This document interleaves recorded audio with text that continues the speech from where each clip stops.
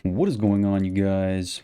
It's your boy, the Wicked Weeb of the Web here, and we're back with episode 72. I don't know why every time the number 72 comes up, I just think 2332. So 72 is 2 to the third power times 3 to the second power, or 8 times 9. I'm not sure why. I don't even know why that is certainly not significant for any reason other than, 3223 or 2332 as a number, a numerical palindrome of sorts that might be interesting. I don't know. I think I'm just a complete idiot. So perhaps that's why that comes to mind. But anyway, it is not a power of 2. As much as I love powers of 2, 72 is not one. It's unfortunate. At least not one of a integer. So on to something less stupid. Let's see here. I've been thinking about this. Has been mulling over in my head over the past couple days, and I think it's worthwhile to dissect a bit. Pain of the body versus pain of the mind. I think it's very easy for us humans to conceptualize and understand pain of the body. And of course, again, I'm gonna draw the line here. I understand that pain of the body is technically just pain of the mind because, like, there are people or there are illnesses or whatever that can make it such that you don't like feel pain in your body. But I mean, like, it's easy for us to conceptualize and triangulate pain of the body versus pain of the mind. So, like, if you cut your hand open or you break your arm or something, your mind can feel the pain. Obviously, your mind is what feels the pain, but it's quite clear what it is that's causing you pain versus like pain of the mind in terms of like grief or anguish. Sometimes it's easy to locate that. Maybe somebody died in your family or something. I don't know, but either way, I'm discussing those as two different two different ideas. Not although they're technically like pain felt by the mind is pain felt by the mind, regardless if it's of the body or the mind. But regardless, I want to draw the distinction there that it's not. I'm saying breaking your arm and like losing a loved one are separate concepts just for this discussion. So I want to get out in front of that. The reason I was thinking about this is if you ask, again, I'm just making an assumption here. If you ask people, I suppose I would fall into this category too, what their most difficult or the most painful moment of their life or time of their life. First of all, it's often not, maybe not a singular moment for many. And again, I don't know, but I'm just going to speak what I think anecdotally and conjecture here, and you can disagree with the fundamentals here, and I'm gonna go your own direction. But generally, people don't say like, "Oh, the hardest part of my life," or the most pain. And again, I'm using the word pain here pretty loosely too, because you could categorize different kinds of pain, and at a certain point, emotional trauma would no longer be considered pain. But I don't know. Pain is pain in some sense. Suffering is suffering. Again, you can call it pain, you can call it suffering, whatever.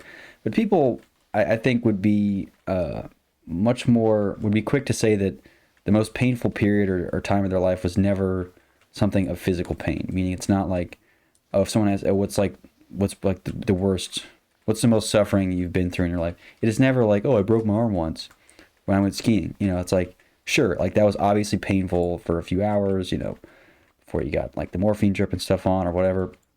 But I think it's more often than not. And again, I guess you're lucky if physical pain has been your worst pain, because most of the time it's like, I lost my parents or somebody close to me killed themselves. There's all different. That's generally like the hardest part. Is this pain of the mind and the pain of the body. And I think technologically, just because that's always my skew with these kind of things. I'm not saying we've solved pain of the body, because there are still illnesses obviously we haven't solved. But we've come a long way, and many much suffering of the body is honestly quite trivial. Oh yeah, you cut your hand open. It's like, oh, what's this mystery? The gods have cut your hand open. It's like, no, you were playing with a knife and you cut your hand open, and we know how to fix that, right? It's not like it's some mystery that we have to solve. And I think the issue that I'm reaching towards here is that we now suffer from more pain of the mind than we ever have. And again, this is conjecture, so you're free to disagree with your own personal take, but I would reasonably believe I have strong evidence to support that people now are suffering in mass with pain of the of suffering of the mind. Now, again, whether or not this is like justified is one thing. I think like, perhaps there was more, I mean, even like a time during like the Black Plague where people were dying in mass. This was all pain of the body, right? This was, and sure, pain of the mind, I guess, accompanied that. But even times where diseases were strewn throughout, it was all very much pain of the body. But now we have kind of technologically transcended to pain of the mind. People, anxiety is through the roof, suffering, socially, loneliness. I mean, there's all, I could enumerate ad nauseum the pain of the mind that we suffer from. And it's certainly, I don't know if perhaps the rate at which it's getting worse, but I don't think it's necessarily getting any better. And I think part of the problem, which I was kind of moving this towards the discussion for, is that we're treating problems of the mind like problems of the body. And I think they're fundamentally different. So for example, like if you break your leg, okay, we'll put you on some painkillers temporarily. Obviously you don't want to stay on those puppies forever, ask, as the whole opiate crisis. We'll put you on some painkillers for a while, but, we'll get you in a cast, give it a few weeks and your leg will start putting itself back together. We can kind of do that. But, if we say like, oh, I'm depressed or something, I don't think we can apply the same formulaic thing. It's like, well, simple enough. We get these all the time. Just come in, there's no like cast for the mind. And I think that's part of my problem with a lot of mental health solutions. I'm not somebody that says, oh, anxiety just doesn't exist.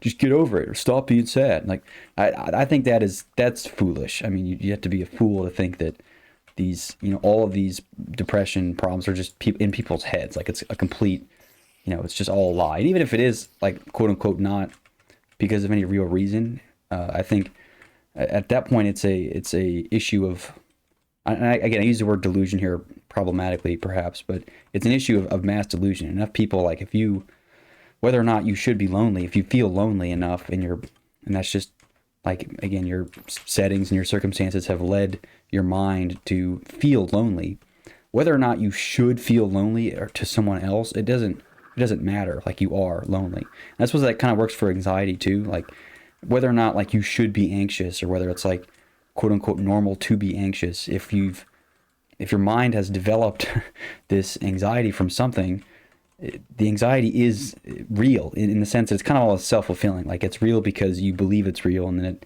kind of goes into this cycle. Whereas, again, whether or not you should be anxious or whether it's normal to be anxious or whether, you're being a baby or whatever excuses you could have against something like that, it is kind of this self-deluded into, okay, this person's anxious regardless. I don't care whether or not it's like they should be or if it's even reasonable to be anxious. Because in a lot of cases, I think people get mad. I'm being pretty loose here. People get frustrated with people who are like, oh, I have anxiety, I have all these mental health problems. And, they're racking them up like Pokemon cards, which, again, there's kind of problems there with the whole diagnosis. And I think part of it was how we've changed our prognosis on these things as part of the reason that problems have gone up. But I think even in general, problems, regardless of however you define depression or existential crises, I think these are still generally increasing. Now, yes, obviously, like perhaps diagnoses have gotten more lax and that's why we see more of it. But I still think in general, people are suffering from problems of the mind at a larger clip. And you could throw me in this category of people that suffer from problems of the mind. I mean, my God, what kind of deranged lunatic has spent 60 hours talking to himself, and posting his videos on a burner YouTube channel. I mean, if that's not pain of the mind, I'm not sure what is. And now, obviously, I'm kind of, laughing a little bit by coping a little bit by laughing. But regardless, I still think pain of the mind is real. But my going back to my thesis here, I think, medical professionals and just, I guess, the community, I'm going to use that very generally, they're trying to solve these problems of the mind with, the same way we solve problems of the body. Oh, just take this pill. The reason you have ADHD is because you have this chemical imbalance. And so, you're saying for millennia that, 40% of our population has had this, outright chemical imbalance in their brain, and and the solution is just this pill. I mean, that's like the equivalent. It's kind of like this, like, 2 weeks of codeine or hydrocodone or whatever, and cast for your mind, which doesn't work like that. And I think generally people don't like. You can't just work it off for 6 weeks and all of a sudden you've lost. You no longer have ADHD or OCD or anxiety. It doesn't. You can't treat them like problems of the body.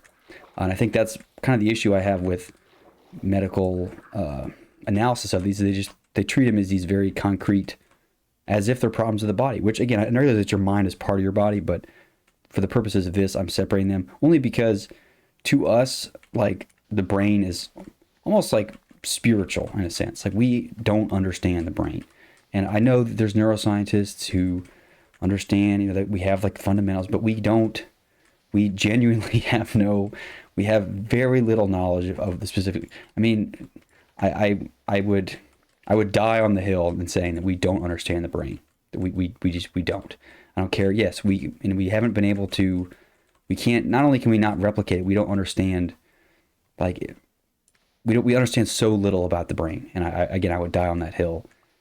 So anyone's like, oh, we understand it completely. It's just, no, I don't think we do. Otherwise, there seems to be a lot of reasons, why we wouldn't, or at least it would support my position on that. But regardless, I don't want to get into the details of why I would die on that hill. But I strongly believe that we don't understand the brain that well. But yeah, I just think there's, people are suffering in mass with suffering of the mind.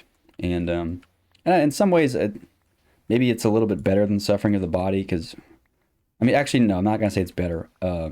It's not better. It's worse.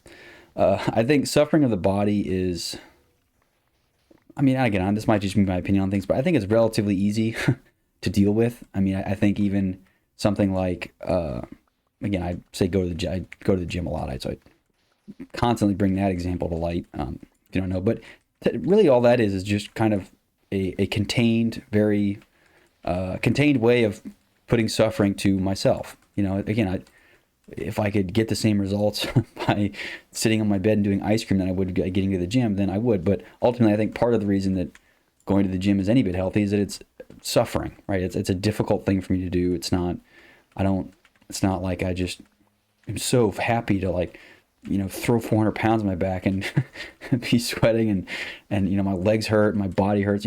Why would I do that, right? It's not like it's not. Of course, I'd rather sit down and do nothing. But I think there is maybe a longer term, there's satisfaction in this, again, temporary suffering of the body. But it's ultimately not. The reason it doesn't seem like the same way as like self-harm, right? It's not like I'm just cutting my wrists open going to the gym. I'm not drawing parallel between those two. But again, suffering of the body is, in some ways, is pretty easy to counteract. Like, especially if you know it's coming, right? I think part of the reason that it's easier to deal with is that you can see it coming, right? It's like, I know I'm getting under the bar. I know this is not about to be, like, I know I can't just. I know there's going to be suffering involved here, right? I'm doing this set to failure. I know that there's suffering here. So it's very easy to conceptualize and wrap my head around the fact that, okay, this is going to be difficult, but I can do it. It's it's a kind of containerized, sort of safe environment for difficult things to happen. And same even with, I would say, even just like, a hangnail, or you roll your ankle, or you break your wrist or something. And yeah, you don't see those coming a lot of times, but ultimately it's something you kind of know that, like, if you roll your ankle, you know what's going to happen, right? It's going to swell up, it's going to hurt a little bit, but ultimately, like, it's a rolled ankle, right? It's not going to be this perpetual 40 years of suffering that's only going to get exponentially worse. Like, that's just not how it works. But pain of the mind, I just don't think follows that. We don't have that recovery track there. If anything, it's like it's worse. Like, the more you try to seek these, therapists and things for your problems, it just tends to multiply, and all of a sudden you're this deranged lunatic, talking to yourself for 60 hours. So no, and I'm kind of being a little tongue in cheek about the whole thing, but I think it's a mistake for us to try to treat these illnesses the same. I don't really view them in the same light. I think there's, again, almost this level of religiosity or spirituality with the mind that we don't respect when we try to just take pills for stuff. It's just this very simple chemical imbalance in your brain. It's like, is that going to explain my, you know, perpetual existential crisis? Is this a very simple chemical imbalance? I think we're being very reductive and making some very dangerous assumptions with that kind of thinking. Whereas I think they're quite different. And I think en masse, I think society is suffering.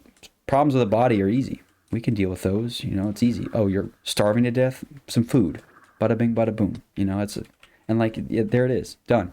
And sure, but like there's obviously like psychological problems. But I think that's the part I'm getting at. It's a psychological torment with being starving, with financial insecurity, with all this other shit that, you know, we've seen kind of, you know, fester into these larger problems.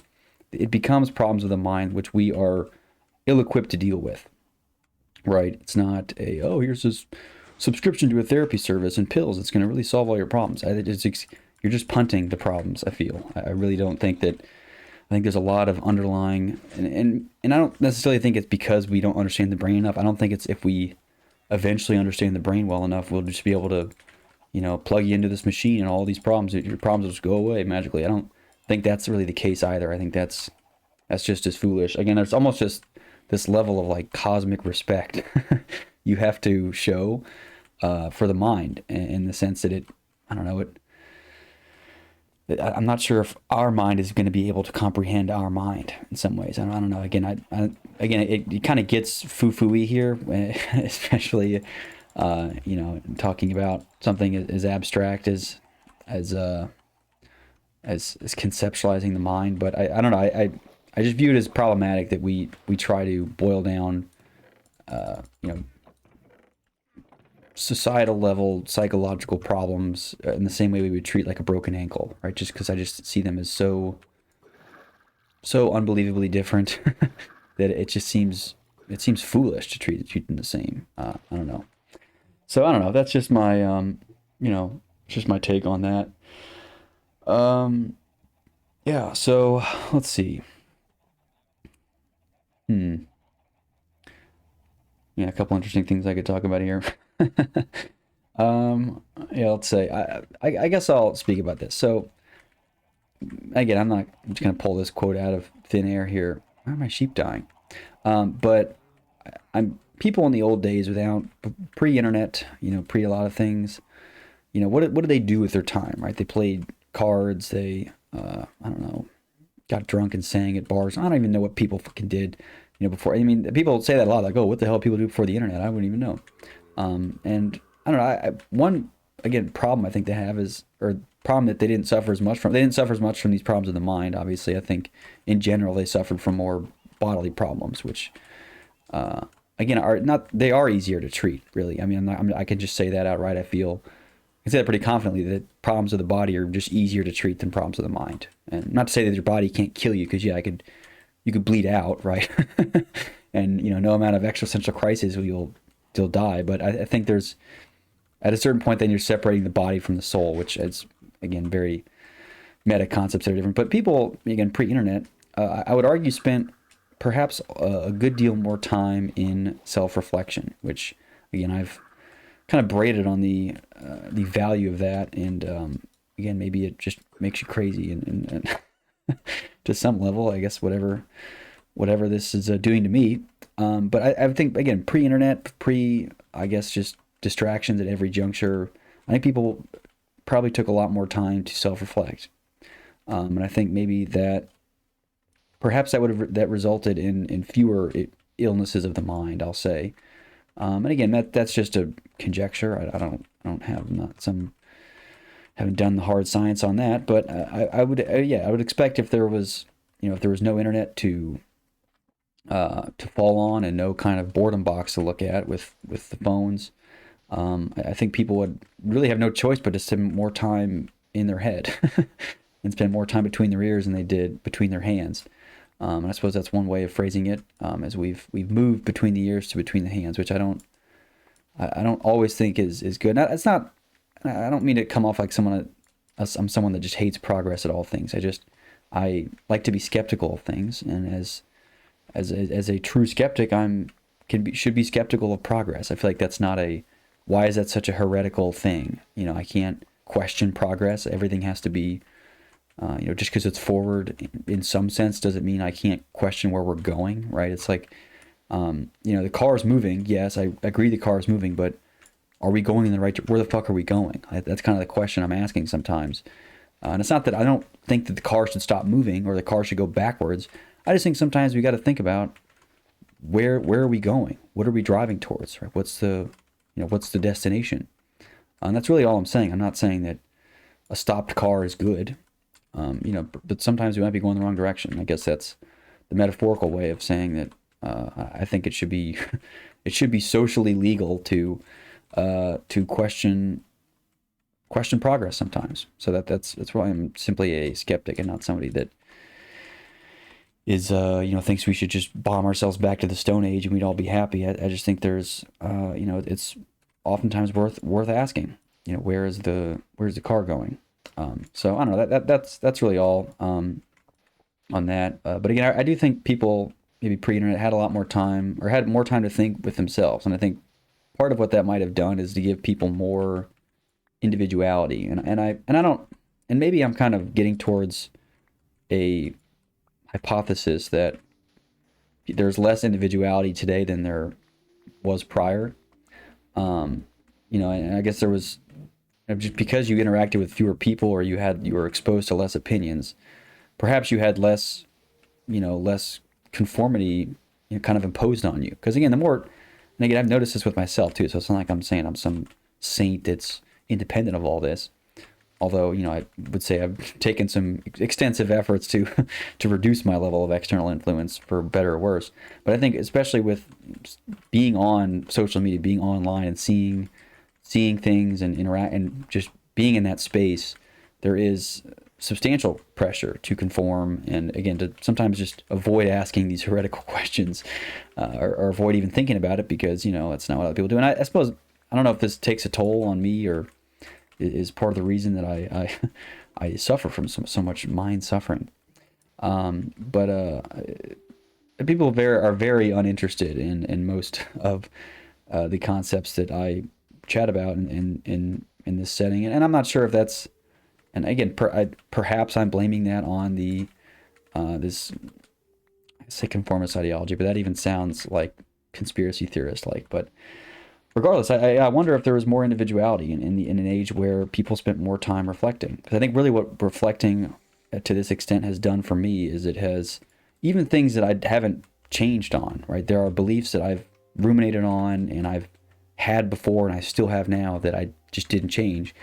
I still think there was benefit in me thinking about it critically. So again, I'm trying to think of a good example of one, but I don't know. I guess the whole, like, my whole theory or my whole position on, like, work and money. Like, I've always been someone who's never been, like, a huge fan of money. Not in the sense that I hated money as a concept, but I hated I hated the reverence that people had for money. It just felt religious almost. People just praise this money is everything. It's like, the hell is wrong with you?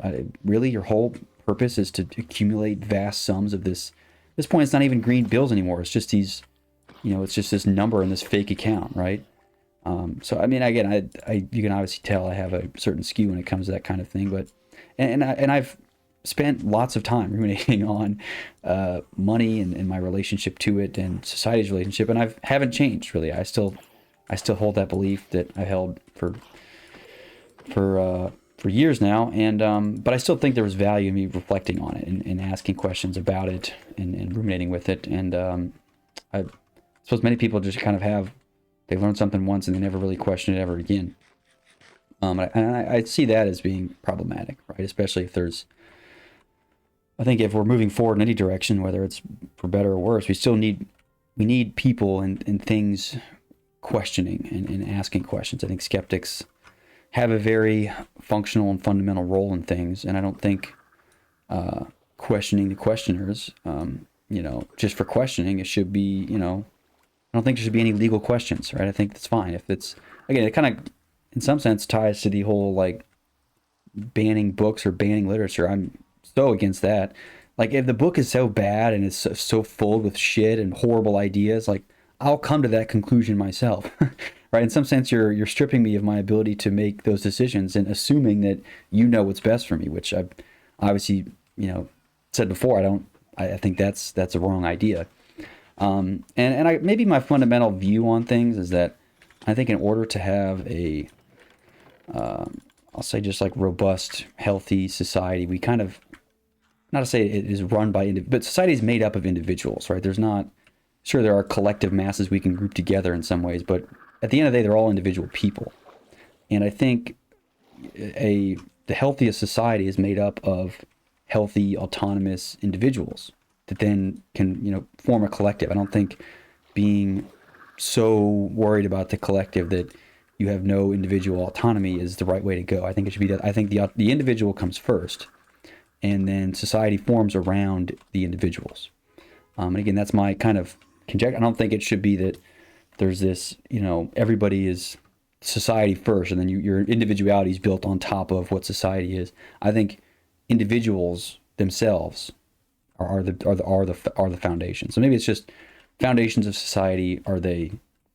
Is it the individuals or is it the collective first? So again, I really think that the healthiest society and the best is one that is complete. Excuse me, is complete of autonomous individuals that then form this collective. And I think it's, I'm not, I don't want to make an argument out of history here, and history was the results of great individual men. I'm not saying that, or women, or whatever. But I do think there is an element of individuality first that should come first and is important before the collective. That doesn't mean to be selfish before everything else. I just think it needs to be investing in individuals. I think gives you the best return on society versus, I guess, investments in society that ends up not benefiting the individuals. And I don't know, this is a totally tangential topic, but I guess it kind of ties into the money thing. And there's this, I guess, to bring some hot button topics into it, because I still live in the world. I still hear about stuff through people or another, but there's this ongoing homelessness crisis all over the place. And I live in a hub of homeless people, so I have some experience with that. And it's funny how much money I guess governments have spent on, at least the U.S. government has spent on homelessness. And I was kind of curious, and there's nothing to do with the actual homelessness crisis. I don't have no opinion on that at the moment. But I was curious to see what the actual, like last time I talked about how much taxes actually would take out. So like if you, for example, if you like made $100, but if you removed all the taxes and all the like inbuilt taxes that come with the prices, like not only like the sales tax on top of it, but the taxes that are associated with, like the tariffs of importing it, like the manufacturing taxes, the taxes on the real estate of manufacturing, like all these taxes that kind of compound, like what percentage of that would be of whatever, how much the product was or how much money you get.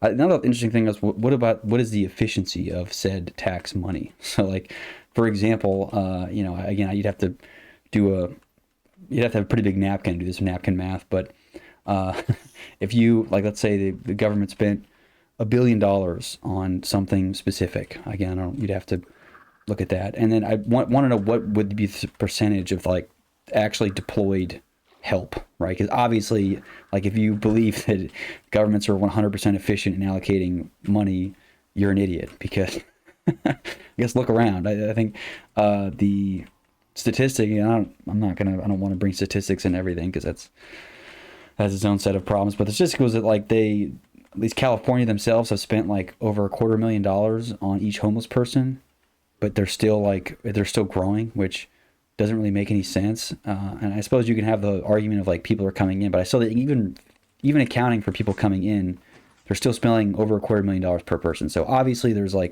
inefficiency somewhere, like big inefficiency somewhere. But I'd be curious to know what the percentage of it is. Like, I'd also be curious to see what public sentiment on the percentage would be. So if you ask people what they thought the efficiency of a tax dollar is, I think some people would say, oh, it's like 80% efficient. 20% is probably lost. I think some people would be very pessimistic and say like, 1% or something, which again, in some cases may not be that stupid of a guess. And I don't know, I don't really have a I guess I probably should guess just for archival sake. I guess I would say 20%. I think one government dollar is spent and 80% of it is lost to bloat. So maybe that's just me extending the Pareto principle, which is one of my big three numbers. The other two being the rule of three, so 3, and the other one being 50-50 or 1/2. But the Pareto principle, I would say, yeah, 80% of a $1 allocated to the government, at least at this point in time, and again, my specific government, which is the U.S. Maybe you live in a place that has this very efficient government. I don't know, but I would say 80 cents on my dollar, on everyone's dollar, is wasted. So if you pay 100 grand in taxes, 80 grand of that is going into the trash. So I don't know, maybe that's very, very cynical, and I'm sure I'm offending people that work in government, but I don't know, that's my opinion. So yeah, go fuck yourself. So anyway, but yeah, I'd be curious to know if there was somebody who's able to do some more sophisticated maths on that. And that's even something that, regardless of how exact and granular you get with the mathematics, I don't think you'll ever arrive at like a really good number that people will agree on. I think you'll always have people that are like, oh, well, this number here is a ridiculous assumption. Like, there's no way, or they miss something big, or sometimes it's just they didn't do enough napkin math. Like, I'm a proponent of napkin math. I think napkin math is fine, which really just means just like quick, large numbers, just making big rounding errors and shit like that, just to arrive at some general thing. But I think being too reductive and then trying to make like very specific solutions based off napkin math is probably a bad idea. So I don't know, probably a lot of napkin math to be done on something like that, but just thought it was an interesting idea. So not only is the money you make, I suppose, taxed at some rate, maybe it's 50% total, regardless of where it is, and I suppose money at different incomes is taxed differently. But I think if can we just average the dollar? Any $1 made, is it actually like 50 cents made, or is it like 20 cents made? Like where are we actually losing to the taxes? And then not only that, the money that you are losing is then lost again. That's just kind of burned in obscurity. So I don't know. I guess it all has to go somewhere, and I wonder where it's going. I don't know. I suppose I kind of know a little bit where it's going. Some people do spend their whole life trying to accumulate that, and I think that is a fool's errand. But I suppose I'm not the one to change public sentiment on that. So I suppose if your life goal is to be Scrooge McDuck, then so be it. But I don't know. Leave me out of it. So anyway, I'll move on. I guess I'll rip another cynical topic, because why not? There's new features rolling out to several email clients. I don't know. I think Gmail is one of them, or Yahoo or some shit. I don't know who uses Yahoo still. I mean, my God. But AI drafted emails. We now have the ability to use large language models to auto-generate emails to go out to people. And just why?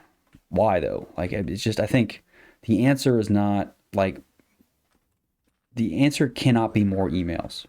The answer to any problem, any question, any issue you have, there is no way the answer to this is more emails. No way. I mean, it's just the level of hilarity I would reach with AIs emailing each other, all this corporate bullshit. Less emails, the better. I think we should just stop. Like, we should have the number of, if that, even more. We should less emails. More emails have never solved a problem. I don't think I would probably go out on that limb too, actually, saying more emails about something have never solved the problem. They've always, the more emails, I think that the less likely anything good is to happen. And I don't know, I just why are we sending emails? Well, I can send more emails efficiently, and I could stop, for the love of God, stop. I'm going to stop the car. Yeah. Speaking of progress, stop the car. Can we not? I do not want more. No one wants more emails. And I was thinking about this too. I went to go pick up my mail from my P.O. box, and the last time I've gotten a legitimate piece of mail, I'm not sure I could even tell you when the last time I got like a legitimate letter that wasn't just spam. Just outright spam. Everything is just outright spam. And of course, now I know that, my tax scholars are, again, I'm kind of being sound like a boomer on here. My tax dollars are going towards supporting USPS, the Postal Service, and 99% of it is spam. Is literally just garbage from these companies. Like the amount of Discover cards or like Discover ads or Chase ads that have just landed people's. How much human labor and paper and just materials are just being wasted. I mean, that is pissed away, completely pissed away. I don't know. I guess that's just more reason to be cynical on that. But I don't know. The AI emails really just pissed me off. I felt like I needed to mention that just to get it off my chest. But yeah, for the love of God, more emails have never solved a problem. So fewer emails, please, for the love of God. So yes.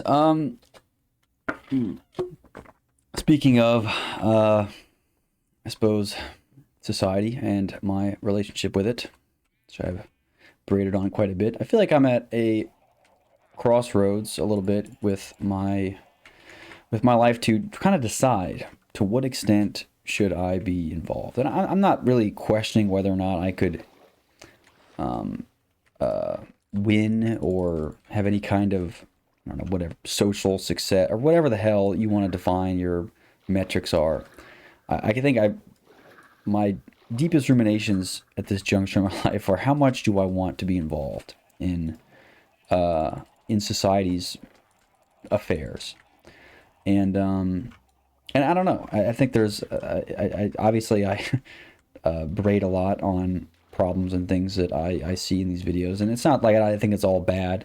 I suppose the uppercase C cynic in me thinks that there's a lot more to lose by this intense socialization than there is to gain. And I suppose maybe I'm leaning more towards that end than anything else, as I think socialization as it exists now has crushed humanity, and not even in the sense that like it's humans are dying or suffering. I think obviously humans are kind of suffering, but I think there's damn it, I just forgot my train of thought. I just lost it. I don't know. There's just, I guess it's difficult to describe. I suppose what I'm getting at here is, I think human authenticity of humanity. So like an authentic human. Like, what is this? And I guess the more time I spend just in, not even just on the web's obviously a bit skewed towards inauthenticity just by nature, but even just around other people, just everything skews inauthentic. Like it's rare that you have a conversation and you come away with it like, that guy's just authentic as fuck, right? And I think that's really what I strive to be, and maybe that's just what I aspire to be, is someone who is, if nothing else, just authentic. Sorry. And you just see so little of that now. And maybe I just have a broken radar for what is authentic and what isn't, but I don't know. I suppose I'm not easily fooled on what I think is this, like, I don't, not that I want people to be doling out their deepest and darkest secrets every time I talk to them, but I just think there's such a veneer of bullshit on top of everything now that it sours me greatly. And I think my question about my social involvement will hinge on, how much can I stand, bullshit. And I suppose, I guess not that much, because I complained about it a lot, that's for sure. So I don't know. I think just in my life, it's a very interesting crossroads to be at, because there's benefit to being in the mix of it all in society, right? I can accumulate money, I can get a house and all this other shit. I can have children, and I could have biological success, and I could do a number. I can go skydiving, I can go scuba. If I can't scuba, there's surely a lot of things that that society affords you, and I suppose exiting from that to whatever extent I do, I would sacrifice. But I don't know, at a certain point of it, it's, is it worth it? Is how much of my, and I don't even think it's a slider where it's like, how much of my authenticity do I sacrifice to engage wholly in society? I think there's a certain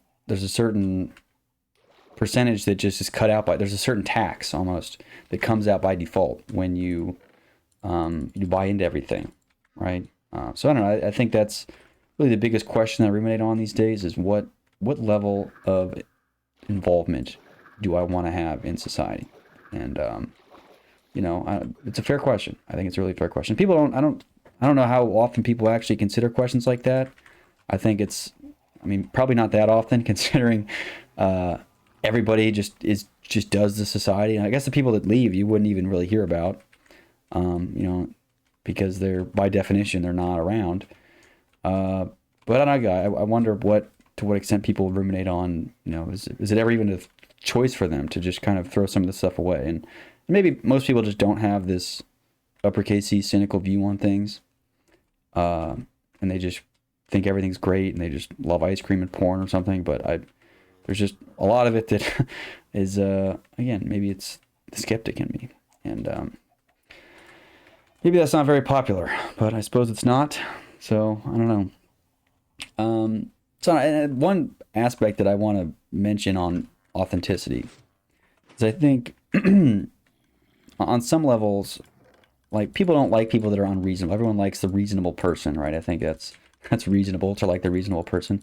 But I think unreasonability is on some levels a sign of authenticity, right? I think the people who are unreasonable to some extent, like, for example, if I decided that I was going to get rid of my phone and just throw it out and get one, like just have no phone or something. I suppose that's a bit. Most people will say, well, it's unreasonable, right? You can just have a phone, you don't have to do all the bad stuff. You can just uninstall everything on your phone. I think the being unreasonable is part of what's authentic, because there's a certain tax that you lose when you make all these compromises. And I talked about before that I think the compromising person is the loser, right? The person if we're talking about sales or something, the person who's compromising is losing. Like, it's always the person who just won't fucking budge. And on some level, I think the unwillingness to budge on certain things, or the unreasonability of things, like I'm trashing my phone. I don't want it. I don't want an email account. I'm done. You can't email. Just go fuck yourself.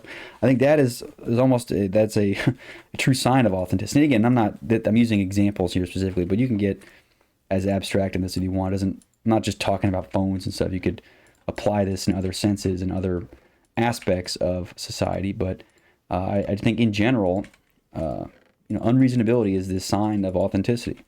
And I guess on some levels it's, I don't know, on some levels it's a sign of genius, right? I don't know. Someone who's learned that, the person that compromises and finds these mediums with shit loses, right? And that's why I've said before, I don't remember what episode, but one of them I harped on this a lot, but I've kind of leaned into unreasonability to some level, and I've compromised less. And I don't think that it's a result of me just being, there's people who don't compromise because they don't know anything. And I'm not saying I was at that point at one point in my life too, but I think this is after deep rumination and thinking that I have decided to not compromise. So it's not that like I'm being unreasonable because I don't know anything, or I'm stupid, or I'm ignorant. It's a conscious decision. There's a large portion of my time where I would compromise and I would try to find this medium or what's reasonable and what's that. And I think at a certain point I've come to, I don't know, accept or realize or embrace that me compromising is losing. I'm sacrificing that, and maybe people just are okay with sacrificing a certain tax of their authenticity just for that. Which and perhaps I'm being unreasonable by not doing so. But there's a certain, I think it'll be in limited supply as things increase at their current trajectory. I think authenticity it will be in limited supply and will decrease even more, especially as AIs fucking emailing each other. And I mean, what a shit show, right? For once in a while, isn't it refreshing? I think that's part of the reason why people lean into these conspiracy theories and other things. They're like, why the fuck would anyone believe this? Part of it's just because it seems real. It seems fucking real. I mean, yeah. Like, and I guess I'll use this guy's example. The Alex Jones guy is a fucking idiot. I think most people would agree with that. But you got it. The guy is not like, he's not putting on he's not a fraud, like he's not putting on a mask. Like that's actually who the guy is. He's being super authentic, and he obviously believes it. He's super authentic in that sense, but of course he's a moron. But I think that's why people like these conspiracy theories, is they get some semblance of like, this is at least fucking authentic, right? And yeah, it's like the dumbest thing I've ever heard, but at least the guy's like being genuine, right? And I guess I give him points for being a skeptic, although I'm not sure if it's a compute problem on his end, or just like he's in a weird echo chamber of people that agree with him a lot or too much or something. But regardless, you can still give him points for the fact that this guy is like, I don't think you would have a beer with him and all of a sudden he'd be this completely different person. I think he'd be the same kind of, he's the same wacko all over the place. So I think this unreasonability is a sign of authenticity. I think that'll be in shorter supply. And as things continue, as people, I don't know, the society grows more ill with illnesses of the mind. That's kind of a ridiculous callback. But I don't know. I think maybe it's just one of my tenets of my existence is authenticity, and that's something I strive for better or worse. I think it's, I hate people I hate bullshitters, right? People that just don't, that's not who they are. They put on this corporate mask, or whatever mask they're just throwing on just to, it's not them, right? I know it's not them. It's, I could see through their bullshit. And those people really piss me off. And I think perhaps this is, people are more and more unwilling to show their selves, their true selves. And I think part of my whole emphasis with, especially this whole series, is to try and embrace, or at least understand, or maybe even surface some of that part of me. And again, I'm sure I could ask myself softball questions this whole time, but I try to ask myself difficult questions so that I'm not bullshitting. I think at the very least you can't say that this guy's a bullshitter and is a fake piece of shit. I mean, I can think of no insult more insulting. I would just, the last thing I want to be would be a fake piece of shit. So, yeah, I don't know. Maybe I'll move on to something else here. Let's see. Oh, there's this. I guess I'll talk about this interesting paradox. So there's this it's called the coastline paradox. I encourage you to look it up if you enjoy maths. But it's like they were talking about cartographers making more and more granular or exact measurements on a map, and there's this problem that you'll need. Basically, it boils down to, you need like an infinite ruler to get like the exact measurements, because the more you zoom in on, like, let's say like an island, for example. Like a coastline is what the whole paradox named after. You zoom in on the island, the closer you zoom into each edge, you just discover new edges, like more and more edges, because it's not a straight line. Obviously, like the maps are drawn such that lines become straight, but there's almost just like this limit to infinity that you don't get. The line, like, edges continue to appear. Therefore, you'll need to continue measuring. And yeah, at a certain point, the distance becomes negligible. But regardless, to be like perfectly accurate, you can't ignore those edges. You can't just round them off. And it's the paradox that, again, on the coastline, they're saying is, as the more you zoom in, you'll just need an infinite number of new measurements. You need this ruler that doesn't exist. And I kind of think that's maybe more metaphorical for projects of all different kinds. I think, again, you take this high level, maybe you have a problem of some kind, maybe it's a business or something, and you take this high level solution and you kind of, again, broad strokes, you kind of outline this, this metaphorical solution in the form of this island or whatever. And again, the more you dig into problems, the more new edges just appear and new subproblems appear. And I think it's the paradox is that it ends at some point. I think at a certain point, the problems become so trivial that, is this 50% or 51%? And it says, I don't care. Just round it off and close it off. We can be done with it.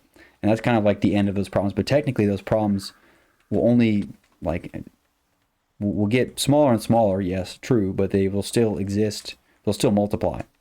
So you don't get to, you don't ever really get the true, perfect solution. So I guess maybe it's just it's advocacy for, I don't know, I guess rounding errors and things. But I just thought it was interesting to apply the coastline paradox to problems beyond just like the legitimate actual like paradox itself, which is like map measuring and shit. But I just think as any kind of software project or something, you take this broad island of a solution, and again, the more you zoom in on specific areas, you just more problems appear, and it doesn't ever really end. And I guess at a certain point, you either have to make the island so small that like the measurements are close enough, or again, you just kind of lop off big edges and you just end up with this big block instead of an actual island.